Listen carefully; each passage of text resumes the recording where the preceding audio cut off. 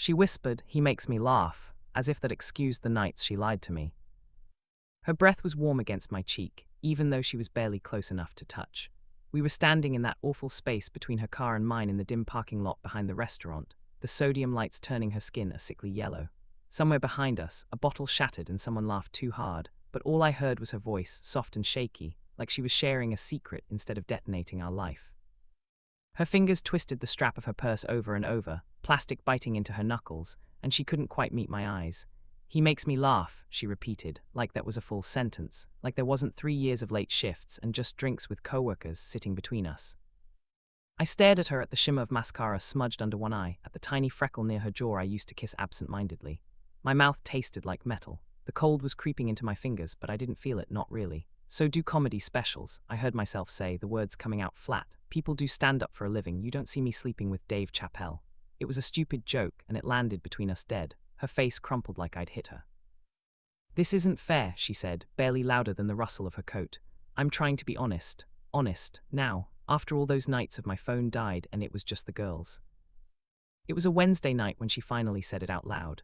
We'd been together for 7 years, married for 2, and in my head our problem list was pretty standard. Money stress, opposite schedules, her leaving half-empty coffee cups around the house, me forgetting to take the chicken out of the freezer and having to order takeaway again. I thought we were not perfect, but fine, boring in that smug, domestic way. People at work joked that I was husbanded out when I said things like, "I have to check with Maya." I guess this is me checking with Maya in the only way left. Typing this out and throwing it at the internet, because I can't say half of it to her face without either screaming or apologizing, and I'm so tired of being the one who apologizes. We met in a way that felt like a rom-com at the time and now just makes me feel stupid. I was 26, she was 24, and we both reached for the same box of cereal at Woolies. It wasn't even something cool, just boring, normal Wheat Bix. "You take it," she'd said, smiling, pushing the box towards me. "I don't even know why I picked this one up. I don't like things that turn to cement in my mouth." "You say that like it's a bad thing," I'd replied, and she'd laughed, a quick, bright sound that made the hairs on my arms stand up. We ran into each other 3 more times in the store over the next 15 minutes. First in the veggie aisle, both ignoring the zucchini and reaching for pre-cut stir-fry mix. Then in the cleaning aisle, both staring at the wall of dishwashing liquid like it was a complex moral choice. Then in the queue. At the checkout, she looked into my basket and raised an eyebrow. "Wheat Bix, frozen peas, tinned tomatoes, dish soap," she said. "Let me guess, single, can cook one thing well, and your mum keeps telling you to eat more vegetables." She wasn't wrong. "That last part's hurtful," I said. "She texts, she doesn't tell." "Ah," she grinned, modern nagging. We ended up walking out to the car park together. She had 2 reusable bags. I had a trolley because I always overestimate my ability to carry things. Her car was parked 2 down from mine. It felt like the universe was nudging me. I asked for her number in a way that, thinking back, was painfully awkward. If you ever want to get a coffee that isn't out of a machine that smells like burnt toast." She tilted her head, studying me for a second, then typed her number into my phone. "I'm Maya," she said, "and I'm not usually this friendly in supermarkets, so don't get used to it." We met for coffee 2 days later. She was late. She texted, "Sorry, clinic overran, don't hate me," with a crying emoji. I almost left twice because my anxiety likes to cosplay as self-respect. When she finally rushed in, cheeks flushed, curls escaping from a messy bun, I knew I was gone. She talked fast when she was nervous. I learned that about her that first day. She told me she was a speech pathologist at a private clinic, little kids, mostly R's and S's that don't want to behave, that she had a younger brother who lived in Brisbane, that she hated coriander, it tastes like licking a battery, and that she did get people who ran for fun. I told her I was a junior architect, which sounds cooler than it is. I mostly drew toilet blocks for shopping centers and edited PDFs for my boss, but she seemed genuinely interested. "So you make sure buildings don't fall down?" she asked, eyes wide. "That's more the engineer's job," I said. "I just make sure they fall down in a way that looks aesthetically pleasing." She laughed again, that bright sound. "See," she said, pointing at me with her spoon, "you're funny." It's ridiculous, looking back, how much weight I gave that sentence. You're funny, like I'd just been handed a personality. I'd always been the quiet one in my friend group, the guy who sat at the edge of the pub table and chimed in occasionally. To have someone like her, loud, quick, sparkly, look at me like I was interesting felt like stepping into warm light after a long time in the shade. The first year was that sickening honeymoon period where you annoy the hell out of your friends, because all your stories start with Maya and I. We did all the cliché shit. Late night walks, bad movies, cooking dinner together while dancing to terrible Spotify playlists. She left bobby pins. Everywhere, I left coffee rings on every surface. We had the same argument like 4 times about whether the toilet paper should go over or under. We moved in together after a year and a half, into a tiny 2-bedroom apartment with creaky floorboards and a view of the building next door. Maya brought her plants and her throw pillows. I brought my books and a couch I'd found on Marketplace that she said smelled like Bachelor. We painted a wall in the living room a ridiculous teal color because the guy at Bunnings said it was in. She worked 9 to 5 at first, then picked up late appointments as she built her client base. I worked standard office hours, with the occasional late night when deadlines piled up. Our schedules overlapped enough that we had dinner together most nights. She'd talk about her patients like they were characters in a show I was binging with her. Tommy finally said his S's without sounding like a baby snake, she'd say, eyes shining.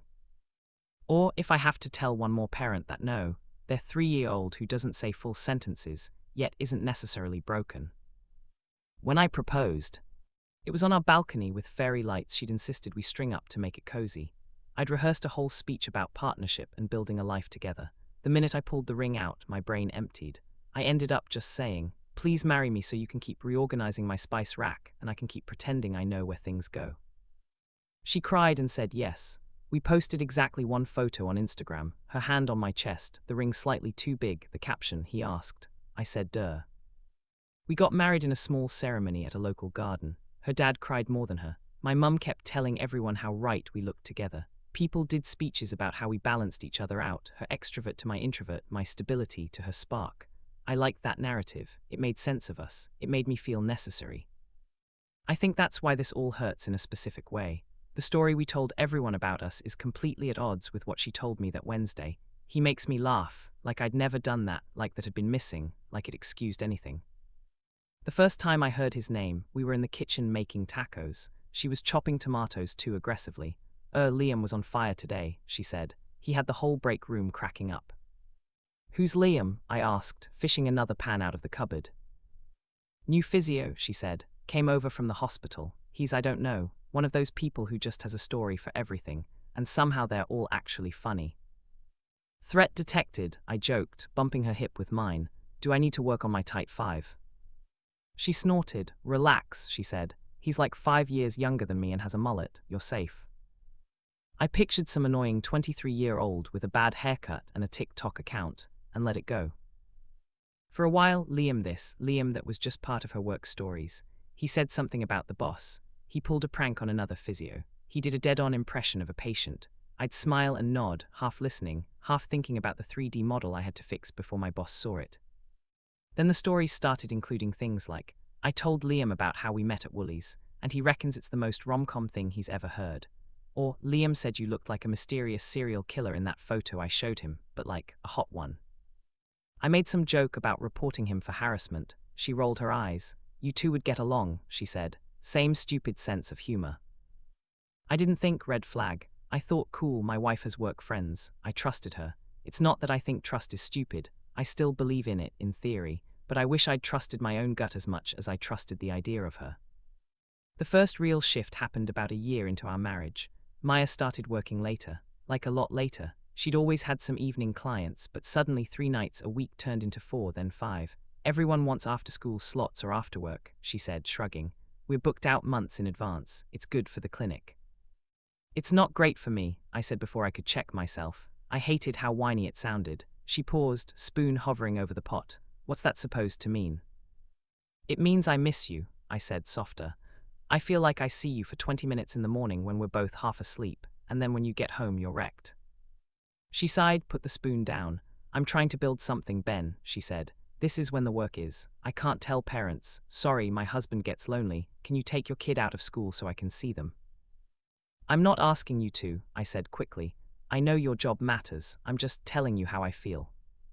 She crossed her arms, leaning back against the counter. You know what would help? If when I walk in the door after 12 hours of managing everyone else's emotions, I didn't feel like I had to manage yours too. That strung, I swallowed it. Okay, I said, I'll work on that. She sagged, some of the fight going out of her. I didn't mean it like that, she said. I'm just tired. We hugged, we let it go, kind of. Around that time, I noticed her phone habits change. Not dramatically, there was no cartoonish flipping it upside down when I walked into the room, but enough. She started keeping it on her person more. Instead of leaving it on the coffee table while we watched TV, she'd tuck it beside her leg or keep it in her pocket. Notifications were suddenly on silent more often. New privacy policy, I joked one night as she typed a message quickly and flipped her phone face down. She smiled without looking up. Work group chat, she said. They're all sending videos of their dogs again. You'd be offended by how much cuter they are than you. I am both cuter and lower maintenance than a dog, I said, debatable on the shedding. She laughed. We moved on. I know how this sounds, like I'm an idiot who walked past 100 red flags and went, "Huh, pretty," and kept going. But when you live with someone, when you know their shower routine and their coffee order and the exact way they sneeze, every small change has a million possible explanations. Stress, burnout, hormones, you don't jump straight to affair. The night that really lodged under my skin was a Friday. I'd had a shocking week, 2 deadlines moved up, a senior architect on leave, me picking up the slack. My boss called a last-minute client dinner. I couldn't say no. I texted Maya around 4, boss sprung a client dinner on us, won't be home till late, sorry. She replied almost immediately, that's okay, I picked up an extra client at 7 anyway, late night for both of us. I felt weirdly relieved that I wouldn't be imagining her at home alone, while I schmoozed people I didn't care about. The dinner ran long. The client was one of those guys who thinks his anecdotes are a gift. I kept checking my phone under the table, half hopping for a message like, come pick me up, or how's it going? Nothing. At 10:30 p.m. we finally escaped. I texted, just got out, still working. No reply. I figured she was driving, or on the couch half asleep. When I got home at 11, the flat was dark. I flipped on the kitchen light. No sign of her shoes by the door, no bag on the chair. I checked Find My on my phone. Yeah, I know it's slightly creepy, but we'd always had it on, mostly for safety. According to the map, her phone was 5 minutes drive away, not at the clinic, at an apartment complex near the river I'd never had a reason to go to. You know that feeling when your entire body goes cold, like you've swallowed ice water too fast, all the way down? That. I zoomed in. The little blue dot sat over a cluster of buildings. It could have been anything, a friend's place, a co-worker's place, a spontaneous night out. Half a dozen perfectly normal explanations screamed at me. My brain picked one word and stuck with it, client. She said she had a late client. Maybe they lived there. Maybe she'd had to do a home visit. Maybe. It was a Friday night. Normal people were at bars, at friends' houses, living. I was standing in my kitchen with my briefcase still in my hand, watching a blue dot on a screen like it was my own heartbeat. I paced, I poured a glass of water and didn't drink it. I sat down. I stood up 30 seconds later. I tried calling, it rang out, twice. After 15 minutes of this, I grabbed my keys. I still don't know if that was the right choice. I just know that in that moment, sitting in the uncertainty felt like suffocating. I had to either confirm I was a paranoid asshole or find out I was something worse. The drive over is a blur. My hands knew the turns. I pulled into the underground car park of the building the dot hovered over. It was one of those newish blocks, too much glass, bland landscaping out front. I don't know what I thought I'd do. I didn't even know which apartment. I just walked. Up the stairs, down a corridor that smelled like someone else's dinner. My heart hammered in my ears. At the end of the hall, past the elevator, there was a little communal balcony overlooking the river. And there, like some kind of TV show reveal, was Maya. She was standing with her back to me, leaning against the railing. Next to her, a guy I'd never seen before. Medium height, dark hair, stupid little man bun, a hoodie that probably cost more than my monthly Opal card. They were close, too close. His head bent toward hers in that intimate way you only do when you're used to being in each other's space. I watched him say something.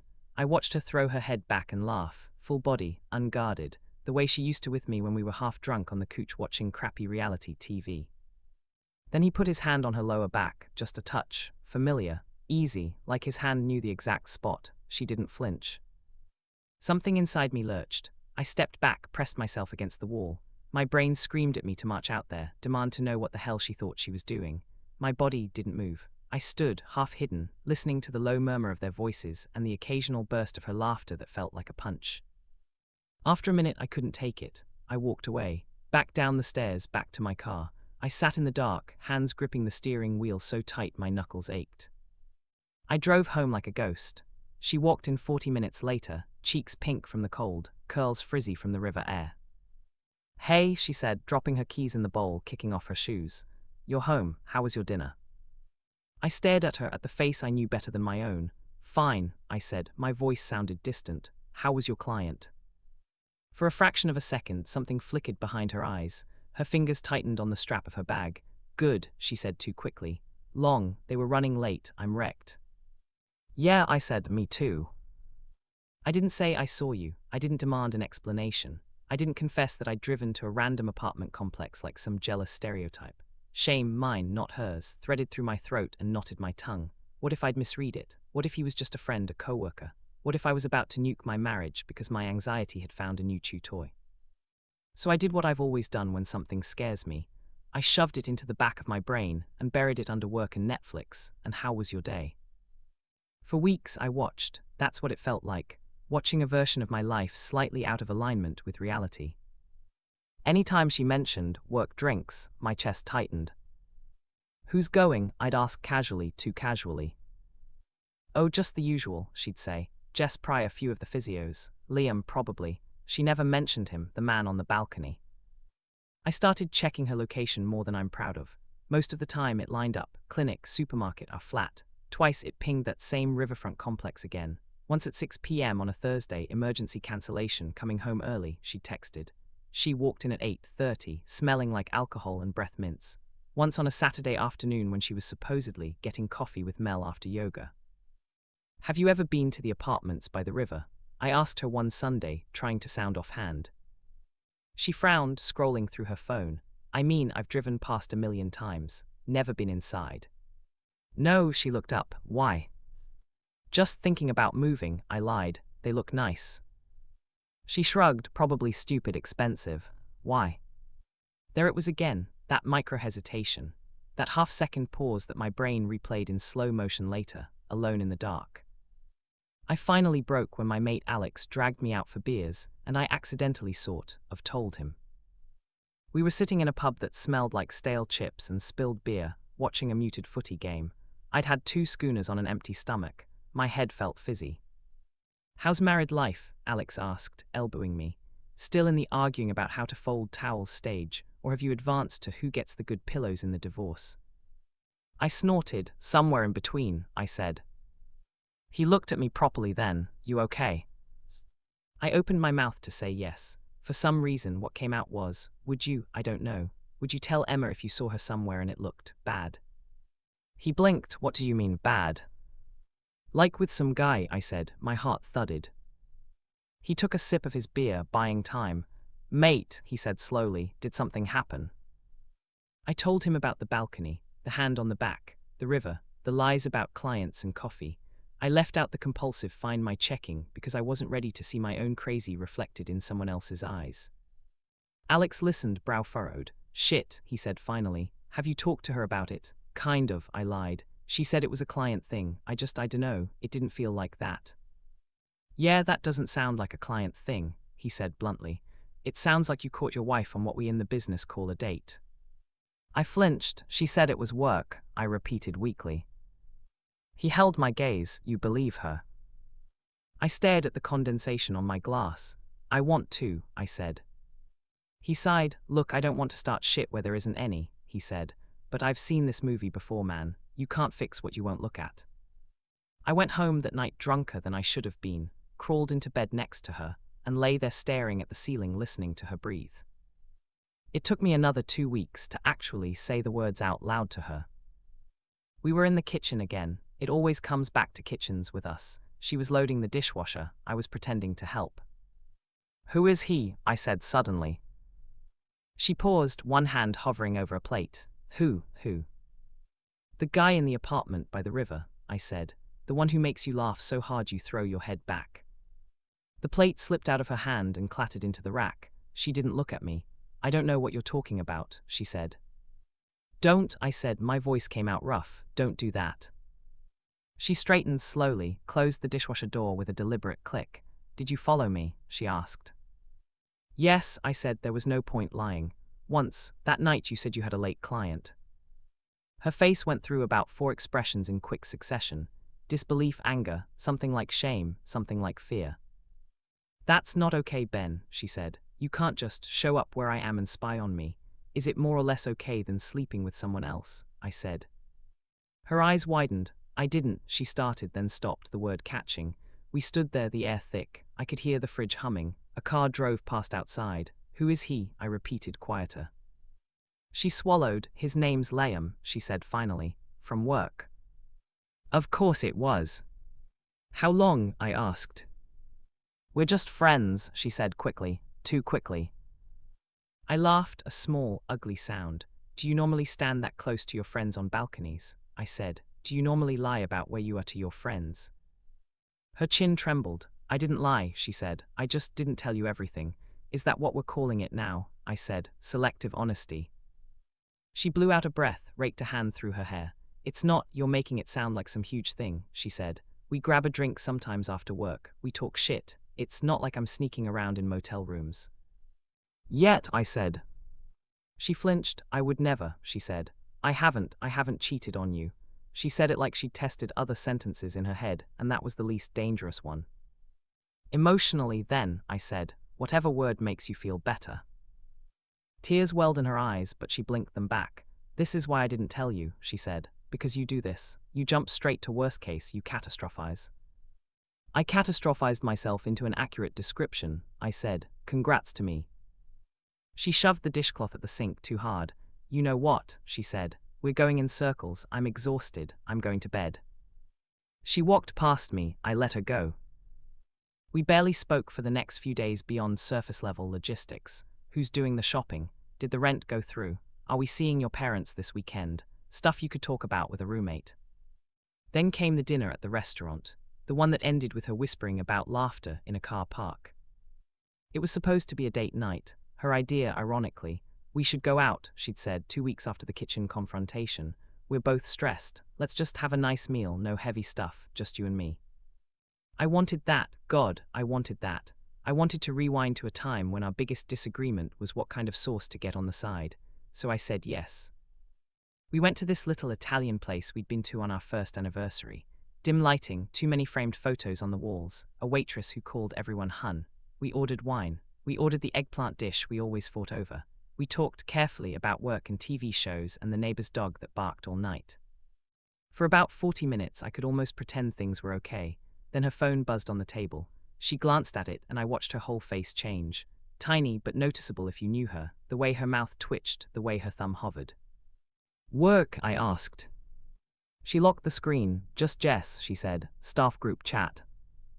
Okay, I said, staring at the candle between us.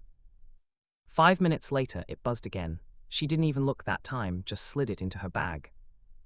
I should have let it go, I know that, but the combination of wine and weeks of simmering suspicion fried my self-control. Is it him? I asked. She blinked. What? Liam, I said, is he texting you while you're on a date with your husband? A muscle jumped in her jaw. I'm not doing this here, she said. Not in public. Why not? I said. Public's good. Less chance of someone throwing something. Ben, she hissed, please. The waitress appeared then, bless her terrible timing. Everything okay here? She asked brightly. Fine, we both said in unison. We were.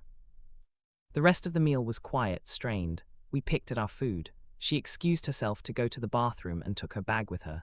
When she came back, her eyes were a little too bright. Can we just go? She said once the plates were cleared. Sure, I said. My chest felt numb. We walked out together. The air was cold. I shoved my hands into my pockets. She walked a half step ahead. In the car park, between dim pools of light, she stopped, turned. Okay, she said. Fine, you want to talk. Let's talk. She looked so small, suddenly. The wind tugged at her hair. She wrapped her arms around herself like she was cold from the inside out. I can't keep doing this, she said. This half-accused, half-explaining thing, it's exhausting. You think this is fun for me, I said. No, she said quickly. I know it's not. That's the problem. We're both miserable and we're just clinging to this version of us that isn't real anymore. My stomach dropped. What are you saying? She took a step closer, then stopped like she'd hit an invisible barrier. I didn't plan any of this, she said. I didn't wake up one day and think, you know what would be fun? Emotional terrorism. I was lonely. I felt like I was living with a flatmate who occasionally asked me about my day between emails. And then there was this person at work who actually listened when I talked, who made me feel light. She lifted her eyes to mine. They were glossy. He makes me laugh, she whispered, like it was a confession and a justification all at once. I could feel my heart pounding in my throat. I wanted to shout, I make you laugh. I have made you laugh more times than I can count. I have a stored folder in my brain of all your stupid snort laughs. Instead, I said, okay, he makes you laugh, and... She flinched, and I started looking forward to seeing him, she said, more than I looked forward to seeing you. The air left my lungs. Wow, I said faintly, okay. I know how that sounds, she said. I'm not proud of it. I tried to pull back. I told myself it was just a harmless crush, that everyone in long-term relationships has those, that as long as I didn't cross certain lines, I wasn't really doing anything wrong. What lines? I asked, my voice shook. Physical, she said quietly. Touch, sex, all that. I told myself as long as I didn't go there I could keep the rest, the talking, the jokes, the feeling like someone saw me. Did you cross that line? I asked, the physical one. She looked me in the eye. No, she said, we haven't slept together. It didn't feel like a full truth, but it didn't feel like a full lie either. That grey mushy space of not technically, I'd always thought only happened in bad TV. But you lied, I said. Yes, she whispered. I lied about where I was, who I was with. I lied when I said he was just some guy from work. I lied when I said I wasn't thinking about him when I was with you. The wind picked up, flapping the hem of her coat. Somewhere, a car alarm chirped as someone locked their doors. I love you, she said suddenly, the words tumbling out. I do, Ben, that hasn't changed. But I love who I am when I'm with him too. When I'm with you lately I feel heavy, like everything is another task on a list. When I'm with him, it's easy. There it was, the part she'd been circling, not he's better, not you're not enough, just it's easier. Life's not easy, I said, aware of how cliched it sounded even as I said it. Marriage is a stand-up special. I know, she said, I know that, I know relationships take work, communication, all that. Intellectually I know, but the reality is I've started resenting how much work we are, how much managing of your moods, of our money, of everything, and then here's this other person who's just fun. And that excuses lying to my face? I asked. No, she said quickly. Nothing excuses that. I'm not telling you this to get out of consequences. I'm telling you because I can't have you thinking you're crazy when your gut's right, and because you deserve to know that this isn't just in your head. I laughed, harsh and humorless. Great, I said. I was hoping for validation that my paranoia was well-founded. We stood there for a long moment, the gap between us feeling wider than the whole car park. So what now? I asked finally. You moving into his river apartment? Are we divorcing because some guy at work made you laugh? Her face twisted. It's not that simple, she said. It kind of is, I said. Either you cut him off and actually recommit to this, us, or you don't, and we're done. I won't be your safety net while you audition romantic understudies.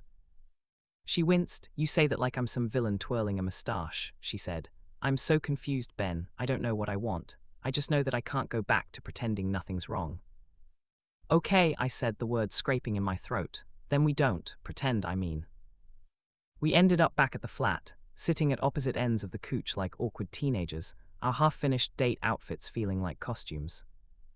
I want to go to therapy, she said finally.